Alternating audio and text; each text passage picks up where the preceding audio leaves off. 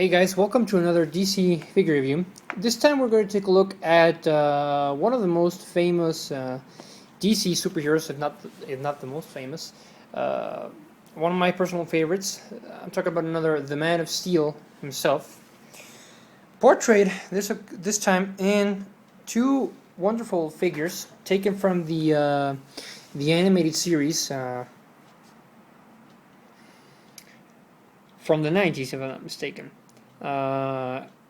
If you know Superman, most of you should remember the animated series, uh, which was entitled precisely Superman the Animated Series.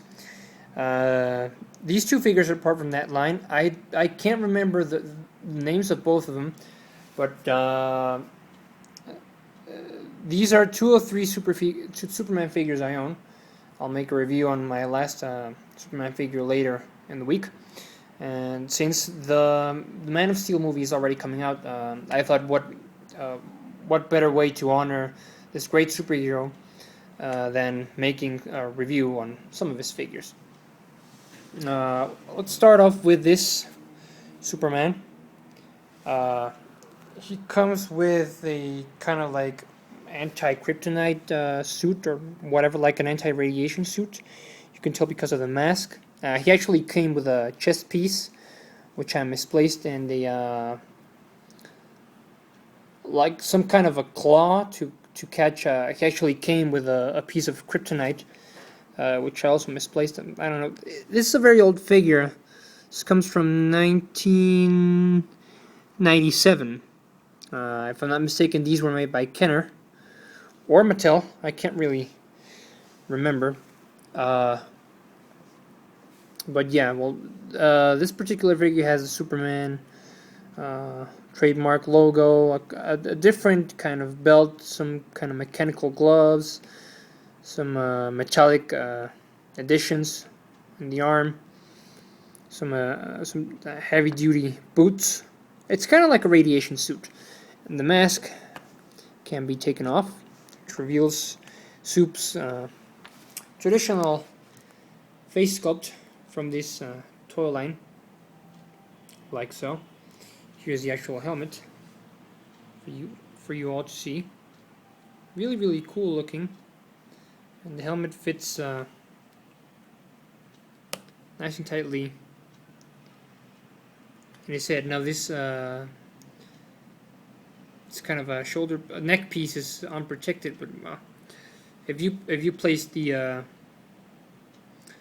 chest piece on top of it, it would be much better. And this suit kind of reminds me of the AIM soldiers, because they both wear radiation suits and whatnot. But yeah, that's for this figure. Just articulation, he comes with a swivel neck, swivel shoulders, a swivel waist, and swivel hips. Remember, most of the 90s figures had pretty basic articulation, such as this one.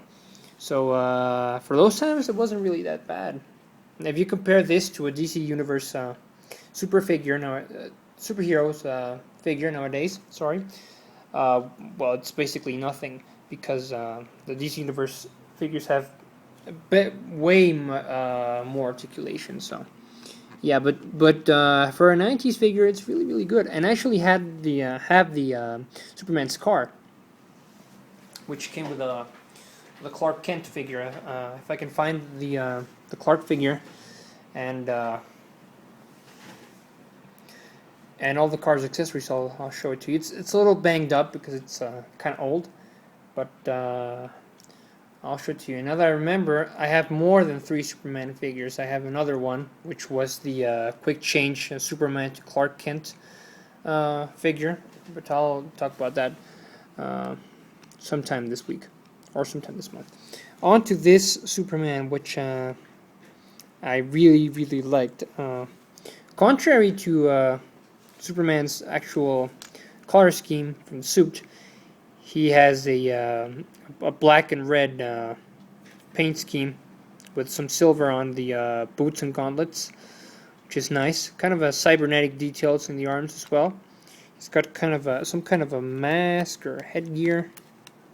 I don't know what that is, which can be removable, and shows Soup's face as well. Let me put it back on. He comes with this little accessory, which has a Superman symbol, or the Kryptonian symbol, which means hope, according to the Man of Steel movie, which can be placed in his hand, like so. So yeah, this is it. Now, one other thing, the cape is actually removable. It's kind of heavy, but it holds some batteries. The cape actually lights up. I'll show it to you in a minute. Actually, the figure has one big hole in the center. I don't know if you can see it. So the